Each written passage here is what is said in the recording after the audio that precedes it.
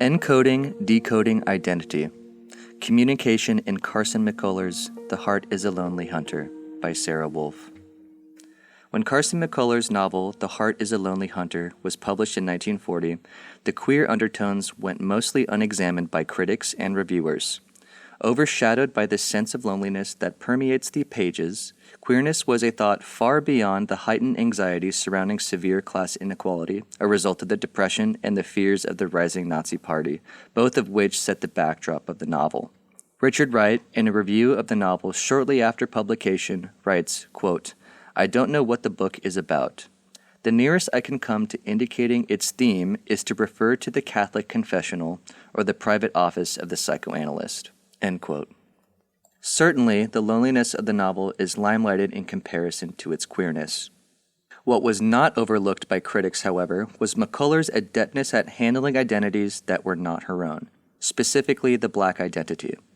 In that same review, Wright commends McCullers for her ability to, quote, handle Negro characters with as much ease and justice as those of her own race, end quote. At her core, McCullers was a white Southern author ascribing to Southern literary tropes that necessitated a depiction of a society founded upon racial injustice. Why, then, was McCullers praised for her handling of the Black identity than other white Southern writers, to whom she drew much comparison, such as William Faulkner or Flannery O'Connor? The novel's disjointed structure may shed some light on the adeptness with which McCullers handles identities outside of her own. Much of the criticism of The Heart is a Lonely Hunter attacked the novel's, quote, jerkiness or minor lapses in construction, end quote. However, as Klaus Lubbers explains, the structure of the novel, quote, leaves in the reader a disjointed, if not chaotic effect. Almost any of the main figures of truths might then be selected as central, summing up the total experience, end quote. Mick Kelly is certain there is a world outside of their small Southern mill town. Dr. Copeland preaches Marxism as the key to achieving racial equality and justice. Jake Blount rambles to the townspeople about his detest for capitalism and the plight of the worker, and Biff Brannon is sure that everyone possesses some fatal hidden flaw. The lack of focus on any one character's plight indicates that the identity of the novel itself is in flux, leaving room for negotiation. And negotiate is precisely what these characters set out to do as they seek refuge and consolation in the deaf-mute character of John Singer. When Blount says to Singer, quote, "But what I'm getting at is this, when a person knows and can't make the others understand, what does he do?" End quote. McCullers is providing the reader the key to understanding identity within the novel. In Encoding, Decoding, Stuart Hall theorizes that, quote, the degrees of understanding and misunderstanding in the communicative exchange depend on the degrees of symmetry, asymmetry, established between the positions of the encoder-producer and decoder-receiver, end quote. That is to say, both Blount and those whom he speaks play active roles in the sense of misunderstanding felt by Blount. Hall continues, quote, but this in turn depends on the degrees of identity, non-identity between the codes, end quote. For Blount and the other characters, their identities are either falsely established or wholly unidentifiable. Dr. Copeland and Blount both share an identity as Marxists, though they hold different beliefs, and Mick and Biff both are unable to identify their queer impulses altogether. As they confide in the deaf-mute Singer, they experience, finally, a symmetrical communicative exchange, but with themselves, not Singer. Combined with Hall's ideas of the identity as negotiable, as a process, the confused dynamics amongst the characters demonstrates that it is not the townspeople who are unable to understand the rugged cast of characters, but the characters who are unable to understand themselves, rendering them unable to communicate and negotiate their identities. I propose that the application of Hall's ideas to the communicative exchanges that happen between the characters and their respective foils, I use that term loosely, as well as with John Singer reveals McCullers' own understanding of identity as processual and influx. It is perhaps this understanding that has apportioned so much praise to McCullers for her portrayal of the Black and queer identities and has allowed the novel to endure in the Southern Gothic literary canon. Jake Blount and Dr. Copeland as Marxist. Hall theorizes a model of communication akin to that of the Marxist idea of commodity production. The process of encoding discourse for production or relation to another, as well as the process of decoding discourse for consumption, are influenced by a person or entity's frameworks of knowledge, relations of production, and the technical infrastructure. When the underlying factors are not equivalent, the participants are engaging in an asymmetrical communicative exchange. If the factors are equivalent, it is said to be a symmetrical exchange, with the potential, depending on the degree of habituation, for it to become a naturalized code. For Jake Blount and Dr. Copeland, their frameworks of knowledge are entirely different. Blount's origin is elusive. From the perspective of Biff Brannon, quote, "It was hard to tell what kind of folks he had or what part of the country he was from," end quote. When asked about the matter, Blount simply replies, quote, "Nowhere," end quote. Contrarily, Dr. Copeland's background as an educated black man is clear. Quote, "When he was 17 years old, they had sent him north with $80 hidden in his shoe. He had worked in a blacksmith shop, and all the while he studied and read and went to school," end quote. How then do both characters arrive at their Marxist identity? For the two characters, there exists, quote, "critical points of deep and significant difference which constitute what they really are," end quote. These differences may be understood by examining their encoding of Marxist ideas. Blount and Copeland both proselytized the workings of Marx to the townspeople while encoding entirely different messages. Blount, drunk and rambling to the diners at the New York Cafe, buys a cigarette from Biff Brannon and says, quote, "5 mils for the crackers who grew the weed and 5 for the dupes who rolled it. A cent for you, Biff," end quote. He pesters the town people with his incoherent rants about the obfuscation of freedom to, quote, "mean for one rich man to sweat the piss out of 10,000 poor men so that he can get richer," end quote. Blount's decoding of Marxism centers around its implications for the working class. However, Dr. Copeland understands Marxism for its racial ramifications. He emphasizes to the attendees of his Christmas party that, quote, "they have been freed from one kind of slavery only to be delivered into another," end quote. He galvanizes the black community as he presents Marx as a messianic figure holding the key to free the world from all forms of slavery. Dr. Copeland's decoding of Marxist thought then centers around its implications for racial justice and equality. However, the characters share Marxist ideology only so far as the linguistic sign of the Marxists will allow them, when operating within an essentialist idea of identity. Blount and Copeland's essentialist thinking causes their failure to recognize the, quote, "conditions of perception," end quote, that impact their understanding of the identity. This oversight on the part of the characters then reveals a need for negotiation of identity, as they are unable to recognize their own conditions of perception and frames of knowledge. Copeland, while emphasizing the importance of Marxism to the plight of the black race, simultaneously emphasizes that, quote, "to Karl Marx, it seems that being one of the millions of poor people, or one of the few rich, was more important to a man than the color of his skin," end quote. He announces to the attendees of this annual Christmas party, quote, "and we are not alone in this slavery. There are millions others throughout the world, of all colors and races and creed," end quote.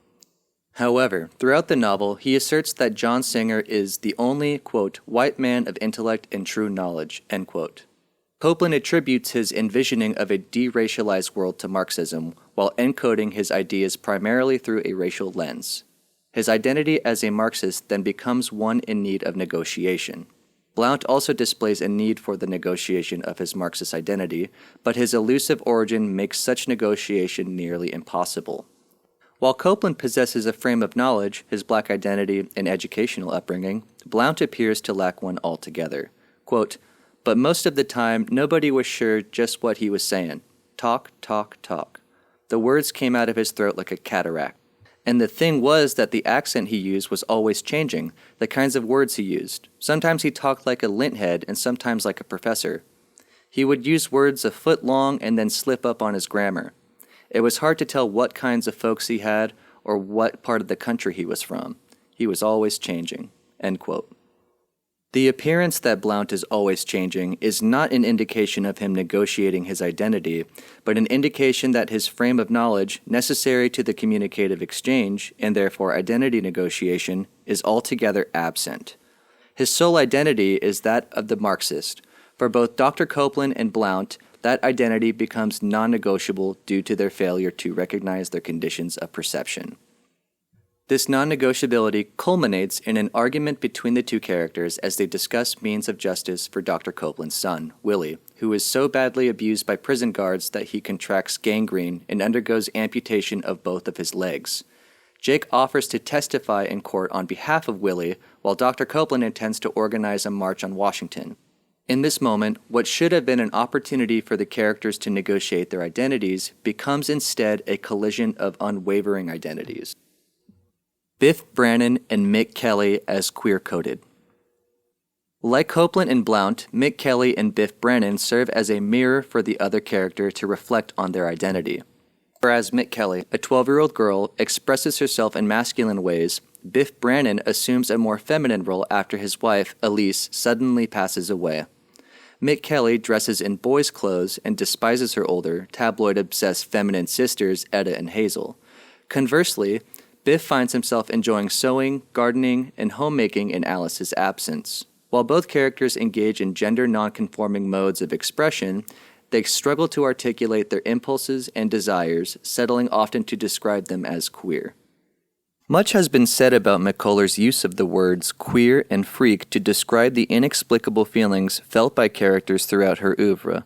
Rachel Adams proposes that, quote, "The queer and the freak are terms that counter the binary logic of sexual and racial division and provides rather a place to begin thinking about what it would be like to inhabit a community rooted in heterogeneity rather than sameness, desire rather than prescription, where each member can find in herself a mixture of delicious and freak," end quote. For Hall, such divisions are a facet of essentialist thought surrounding identity which inhabits the production of identity.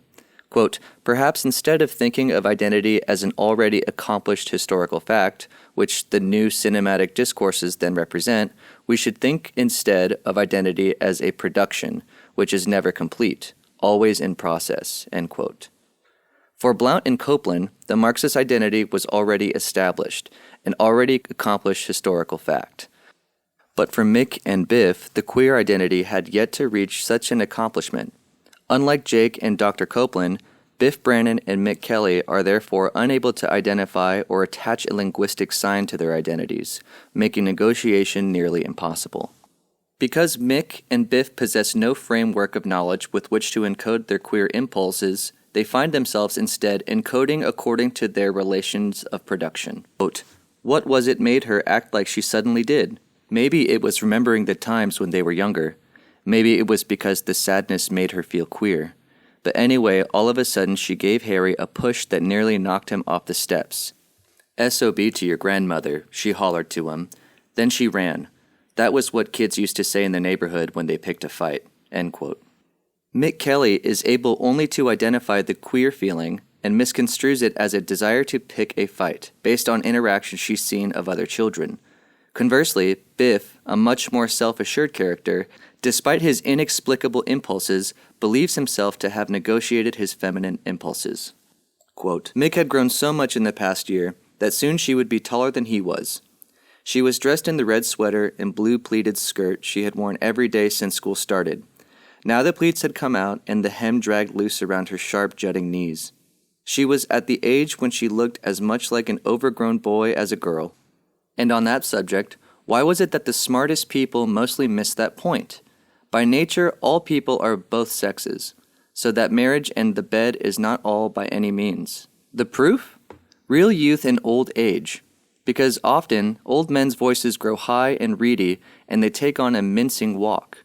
And old women sometimes grow fat, and their voices get rough and deep, and they grow dark little mustaches. And he even proved it himself. The part of him that sometimes almost wished he was a mother and that Mick and Baby were his kids," end quote. Because of the lack of linguistic resources available to the queer identity and the numerous expressions of it, Biff conflates his feminine impulse with motherly impulse. He bases his assertion on the social interactions with the real youth and old age to establish his own desire to become a mother. The implications of such conflations and misunderstandings are later seen when Biff conflates the motherly impulse with one of a potentially sexual nature. Biff begins to purposefully walk by the Kellys' house on his breaks from work at the New York Cafe. The narrator, and by proxy Biff, reflects that, quote, there was something about it that was not quite right. Yes, wrong, end quote. And that, quote, he had done nothing wrong, but in him he felt a strange guilt, end quote. Like Blount, Biff's changing modes of expression are not an indication of a processual identity, but an inability to engage in the negotiation of the identity. Looking at McKelly's perception of Mr. Brannon reveals an asymmetry in encodings and decodings of their interactions. Hall asserts, quote, what are called distortions or misunderstandings arise precisely from the lack of equivalence between the two sides in the communicative exchange, end quote. McKelly despises Biff Brannon, but not for his perturbing impulses. Quote, I hate Mr. Brannon, Mick said. It was true that even though he never said anything mean to her, he always spoke in a rough, funny way. He must have known all along about the pack of chewing gum she and George swiped that time.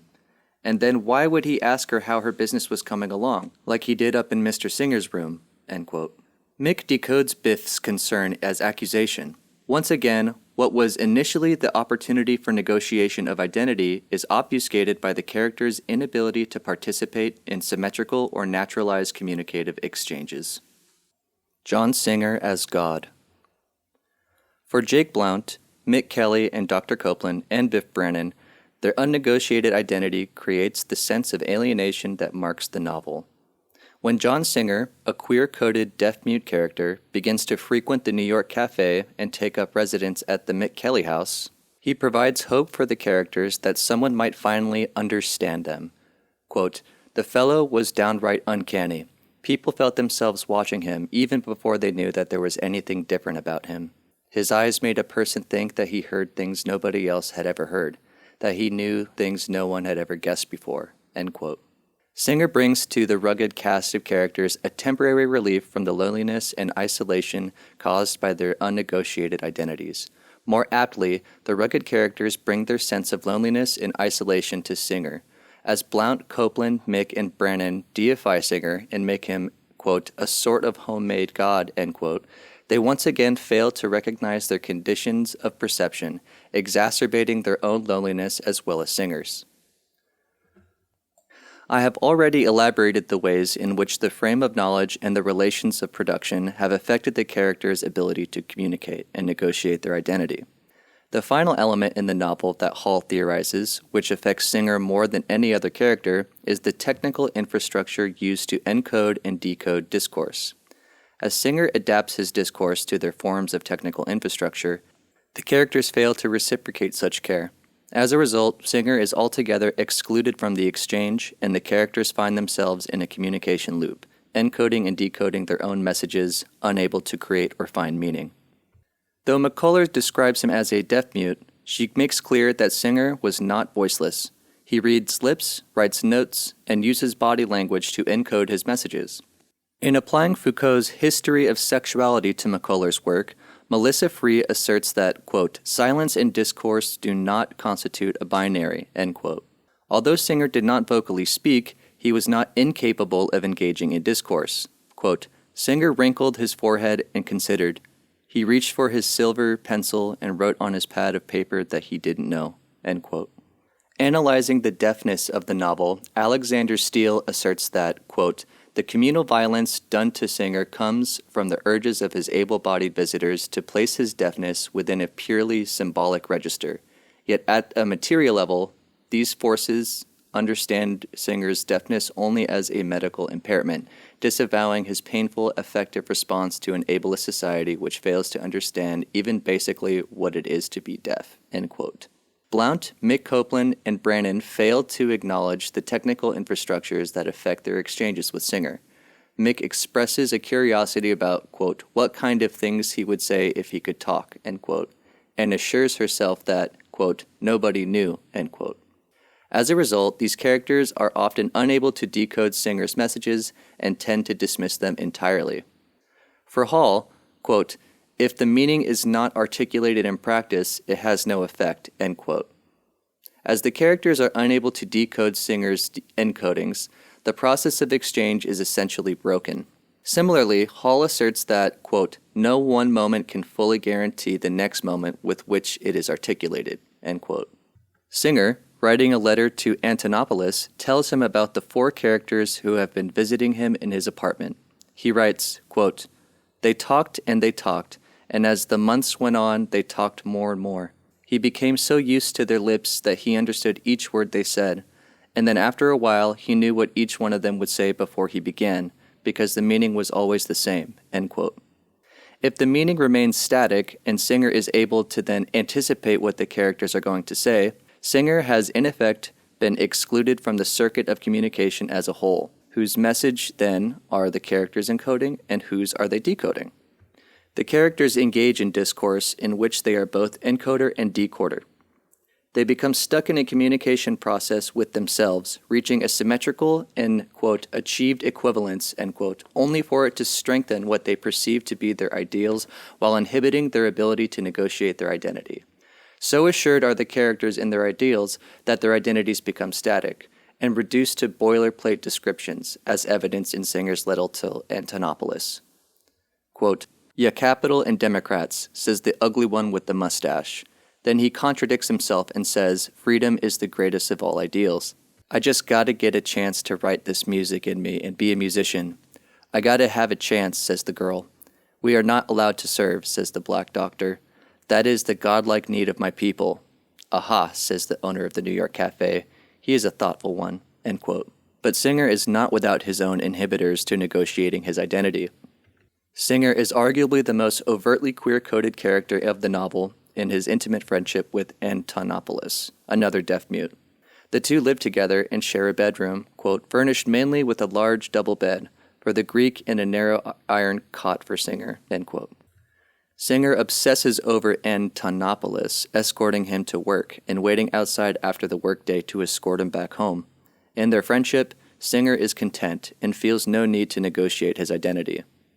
However, Singer's friendship with Antonopoulos is fraught with the same one-sidedness that reveals a necessity for negotiation.